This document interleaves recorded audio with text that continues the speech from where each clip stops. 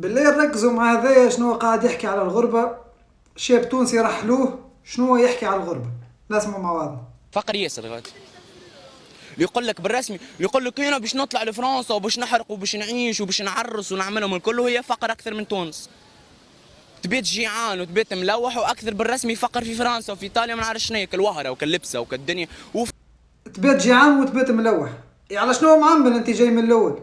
كي ما عندك حد باش يدي بانيك وما عندكش الصنعة. اسمعوا شو يحكي. فقر غادي هابط لك مغادي لابس لك سبيدر تي ان ولا نعرف شنو كابوت بالفيرور فهمتني، وتحته 15%. باش الكبوت سبيدري تيان، السبيدري اللي يحكي عليه هو، فما برشا يقولوا لك سبيدري نتاع نطارة سومو 160 190 اورو. اسمعوا واش مازال باش يحكي. كبوت فيرور بالفيرور كابوت إيه؟ بالفيرور. عندهم الحق هذوما كي يرحلوه. هذا اعتداء بالفاحشة على اللغة الفرنسية. هذا كان يسمع به موليير يقدم به قضية. نزيدوا نسمع. فهمتي، وماكلوا الفقر غاديك وجي لهنا يبدا يبمبي علينا. يدي فيق على رواحكم، يدي شبيك بيت لي 3 ايام تحت الشجره، هبط لي لتونس هكا حرقت ومن بعد شربحت. اش عملت؟ هكا حرقت واش عملت؟ المثل التونسي شو يقول لك؟ اللي ما خلطش للعنبة يقول لك قارصة. اي اسمع واش مازال باش يحكي. اسمع. هذه حاجه باهيه انك كونتر الحرق.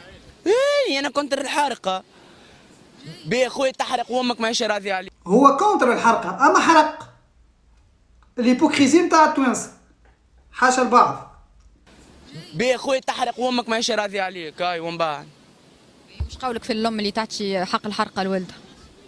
هامله هامله ريسكي نجرب هامله. قتلوا شنو هو قولك في الام اللي تعطي حق الحلقة لولدها؟ شنو هو كان الجواب؟ هاملة. معناها امه هاملة، مع كامل احتراماتي ليه، معناها امه اللي اعطته حق الحلقة هاملة. كيف ولدت حتى تحب تحرق؟ اي امراه تويك عزوزه تمشي تقول لها تحبي تحرق تقول لك اي. هيا قال لك اي امرأة عزوزة تمشي تقول لها تحب تحرق تو تقول لك ايه، معناها امك تحب تحرق خويا.